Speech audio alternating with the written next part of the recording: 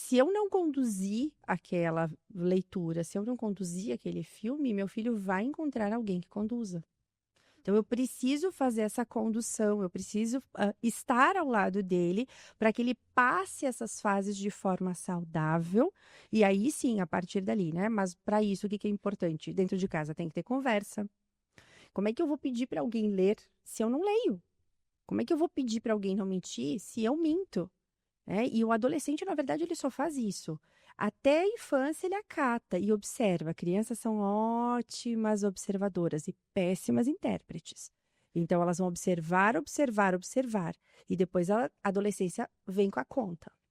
E eu pego o saquinho da conta e digo assim: você me disse que eu não posso mentir, mas você sempre mentiu para mim. Nossa. Você me disse que eu não posso roubar, mas todo ano eu vejo você sonegando imposto. Você me disse que eu não posso ludibriar, mas eu vi você armando contra um colega de trabalho.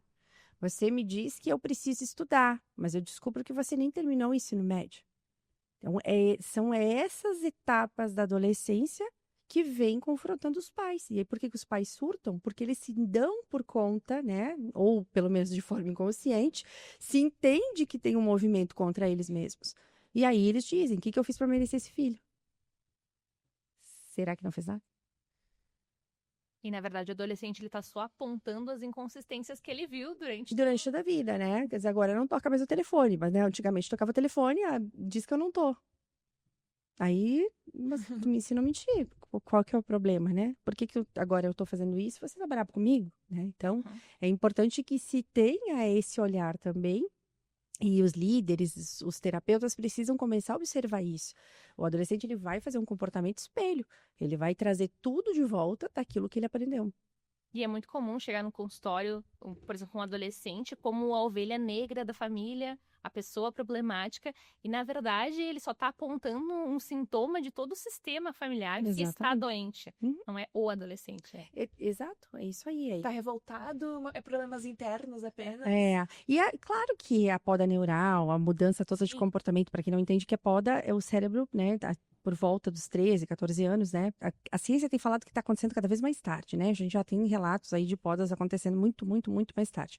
Mas o que que é a poda, né? É o momento, para quem já assistiu Divertidamente, é a hora que cai todas as ilhas da Raleigh, né? Cai todo aquele monte de ilha. O que que é essa poda? O cérebro ele vai fazer uma limpeza de tudo que ele teve até a infância e vai colocar outras, né, circuitarias ali para fazer o funcionamento, vai abrir novos movimentos cerebrais.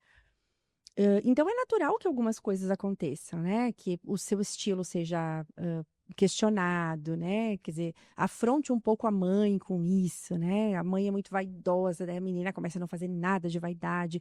Só que se os pais tomarem isso como algo pessoal e não entender que está lá no cérebro do adolescente, aí que começa todo o conflito, né? Porque muitas vezes, assim, a mãe tá mais madura, né? Tá lá pelos seus 45, 46, 47, na pré-menopausa, né?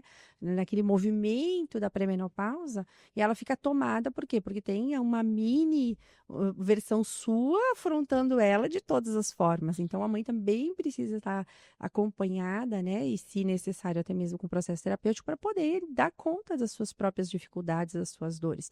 Todo movimento é um luto. Quer dizer, todo movimento acontece ali, é A um gente luto. precisa. Todo esse movimento é um luto, né? Eu perco a minha infância e me torno adulto. E isso é muito chocante. Será que eu vou ser amado como eu era amado quando eu era bebê, né? Alguns pais que têm dificuldade de pegar aquela menina no colo, né? Os pais homens, né? Os homens falando isso para os pais mesmo, porque às vezes eles ficam tomados com aquele corpo, né? Que não é mais o corpo da sua menininha e que ainda é, né? E eles ficam com dificuldade de exercer a sua paternidade, seu afeto, e as meninas choram muito isso.